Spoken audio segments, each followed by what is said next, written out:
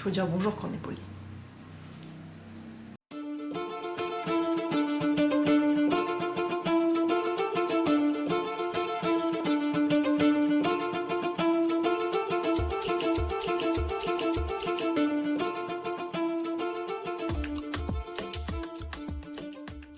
Bonjour tout le monde, aujourd'hui on se retrouve avec Pedro, comme d'habitude, mais cette fois-ci il n'y a pas Bobby, car Bobby est retourné chez le propriétaire, c'est-à-dire mon fils. Happy. Happy, c'est ça. Happy parce que Happy Birthday, lui que je l'ai eu à mon anniversaire. Oui. Aujourd'hui, on se retrouve pour parler de mes derniers achats. Alors sur Vinted, j'ai eu aussi des cadeaux d'anniversaire et des achats sans vergogne. Tout, il va y avoir de la BD, du young adulte, de la jeunesse et d'autres que je n'arrive pas à classer. Nous commençons donc par un livre que j'ai pris par pur instinct. Il s'agit du dernier livre de Olivia Blake, donc l'autrice de Atlas VI, donc la duologie, One for My Enemy, que j'ai toujours pas lu. Enfin, je l'ai acheté il y a plus d'un mois maintenant, et je l'ai absolument pas lu. Eh ben super, Maddy. Une pâle, vraiment. Donc c'est l'histoire de deux familles rivales qui usent de leur magie pour garder le contrôle de leur empire criminel. D'un côté les sœurs Antonova, et de l'autre côté les influents frères Fedorov, au service de leur père. Alors que la paix se fissure et qu'une folie meurtrière s'abat sur Manhattan, une passion secrète pourrait-elle inverser le destin? Tintin. Il s'agit d'un Enemies to Lovers, il me semble, donc c'est exactement pour cette raison que je l'ai pris. Et puis il y a des roses et c'est joli. Oula. Oui. Promis, quand je l'ai lu, je vous le dis, mais je sais pas quand je vais le lire, donc mais je vais vous le dire un jour. Ensuite on retrouve Célèbre de Maud Ventura, qui est un des livres qu'on m'a offert pour mon anniversaire. J'ai cru que c'était la femme de Lino Ventura jusqu'à ce que je vois leur différence d'âge. C'est un livre sur la célébrité, comme l'indique le titre. On va suivre Cléo qui veut absolument devenir célèbre et on va la suivre dans son obsession en fait, qui est de devenir une star mondiale. Et tu ne l'as pas lu? Non, je ne l'ai pas lu non plus puisque je viens de la voir et que je suis toujours sur The Silent Passions, donc un jour peut-être comme One for My Enemy. Une pâle, vraiment! Comme je vous ai dit précédemment, j'ai eu plusieurs livres à mon anniversaire, deux finalement, pas tant. Et il s'agit de La Bibliothèque des Rêves Secrets de Michiko Aoyama. C'est un livre que je voulais lire depuis longtemps, je l'ai sur ma Kindle. J'ai jamais pris le temps de le lire alors que je ne l'ai pas lu, d'accord? Et je l'ai déjà proposé à des amis, comme quoi c'est bien, et je l'ai pas lu. Je suis qui finalement? Je l'avais proposé à un membre de ma famille qui l'a lu, qui a adoré et qui du coup me l'a offert en physique plutôt que de le lire sur la Kindle. En gros, hommes, femmes, salariés, retraités, jeunes, vieux, ils vont dans cette bibliothèque où une mystérieuse bibliothécaire va leur donner un ouvrage complètement inattendu mais en rapport avec ce qu'ils vivent actuellement. Ça va leur permettre d'évoluer ou d'ouvrir les yeux sur une certaine situation. Donc pareil, je l'ai pas lu parce que je viens de l'avoir et mais promis, un jour vous aurez une vidéo où je parlerai que de livres que j'ai lus. Mettez un j'aime surtout pour qu'elle puisse continuer à lire. Maintenant que je vous ai montré les livres que j'ai achetés ou alors que j'ai eu en cadeau d'anniversaire, maintenant je vais vous montrer les livres que j'ai achetés sur Vinted. Alors, il y a Eleanor and Park, qui est un livre jeunesse, qui est d'ailleurs de Pocket Jeunesse. Il s'agit de l'histoire de deux adolescents qui se rencontrent au lycée et qui vont se rapprocher de par leur passion commune. En fait, c'est Eleanor qui va être harcelée au lycée et c'est Park qui va essayer de la sortir de cet enfer-là. Alors par contre, quand je l'ai pris, je ne pensais pas que ça allait être un petit pavé comme ça. Ça fait... Oh, en fait, ça fait pas tant de pages, ça fait 350 je crois, à peu près, un peu plus.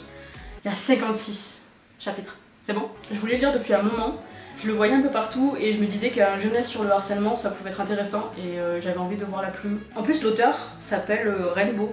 C'est joli, Rainbow. Ensuite, j'ai pris Boys Band Killers de Goldie Moldavsky. L'histoire est assez compliquée à vous expliquer comme ça, mais je vais vous lire le résumé et vous allez voir vous-même. En réservant une chambre dans le même hôtel que les Ruperts, elles espéraient seulement se rapprocher de leur chanteur préféré. Peut-être même leur parler. Elles n'avaient pas projeté d'enlever l'un d'entre eux, surtout pas le moins sexy des quatre. Pourtant, il était là, attaché à une chaise à leur merci. Elles avaient la clé de sa suite. Son téléphone, ses secrets, le rêve absolu de toute fan, et si pour une fois, elle cessait d'être de gentille fille bien sage. Je l'ai pris parce que, je sais pas, ça m'intriguait. Le livre en lui-même m'intriguait. En plus, il est étrange. Il est un peu rugueux. Ouais. Il fait à peu près aussi 300 pages. Pareil, je l'ai pas lu. Encore une fois, je vous montre mes achats, je vous montre pas mes lectures, d'accord? Engueulez-la en commentaire, moi je peux plus me l'avoir. Hein. J'ai pris Le Banc, aussi de Sandrine Kao. C'est un livre qui traite du racisme asiatique et ça fait longtemps qu'il est dans ma wishlist. Et je l'ai vu à 1 € sur Vinted, donc parfait, je l'ai pris et je l'ai lu. C'est peut-être pour ça que tu l'as lu aussi. C'est possible. Alex, un jeune garçon taïwanais, mange tous les midis dans un parc sur un banc et voit le midi marqué Alex Boldery, Alex Nem.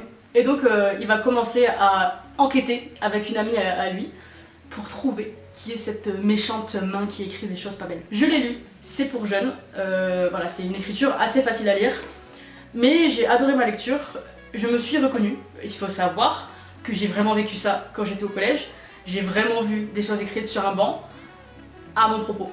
Donc voilà, c'est un livre qui m'a énervée, mais il dénonce vraiment, et c'est vraiment ce que des jeunes asiatiques vivent au quotidien. Et c'est un livre, même si vous avez 40 ans, 60 ans ou même 10, lisez-le. Ensuite, pour terminer avec les livres sur Vinted, j'ai pris cette BD qui s'appelle Ruby, de Irène Marchesini et Carlotta Di Cataldo. Ça, c'est une BD que j'avais vue en librairie à Montpellier, et je sais pas pourquoi je l'ai pas prise, sans doute parce que j'avais pris déjà une BD qui était pas donnée.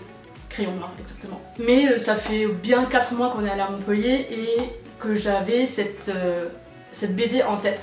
Je sais pas pourquoi. En fait, on a essayé de faire, on a fait toutes les librairies, la Fnac et tout, des grandes enseignes, et on n'a pas trouvé. En plus, je galérais à retrouver le nom. Je pensais que c'était Ruby, je sais pas pourquoi. Pedro me donne très chaud. Je vous en parle pas maintenant parce qu'on va faire une vidéo consacrée au spectre LGBTQ+.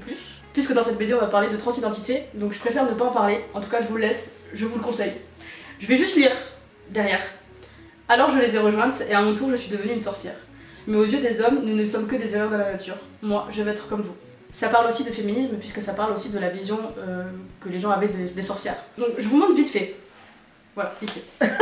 J'avais ça aussi, regardez. C'est joli. Pour terminer, je vais vous montrer un livre que j'ai pris dans une boîte aux livres qu'il y avait dans mon quartier. C'est Le garçon en pyjama marié, donc en folie junior, de John Boyne. Je voulais le prendre parce que j'avais déjà vu le film qui m'avait vraiment touchée beaucoup.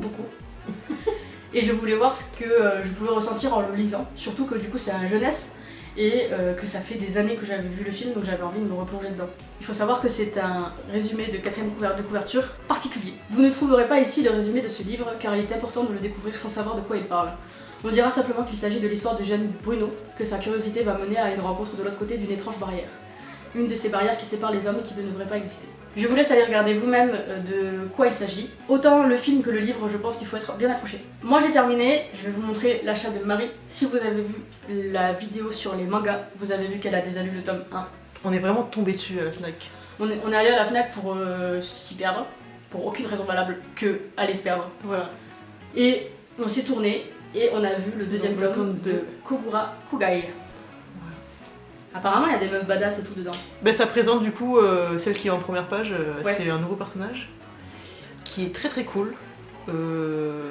Alors elle est très badass, mais elle représente un peu ce rôle que les filles ont dans les mangas de très girly, très. Ouais, bon, c'est un cliché de la meuf dans les mangas quoi. Ouais, mais en badass quand même. Ok. C'est pas non plus celle. Voilà, il n'y a pas de. Ce qui est bien dans ce manga, c'est qu'il n'y a pas de fanservice. On ne sait pas pourquoi la caméra vient de couper.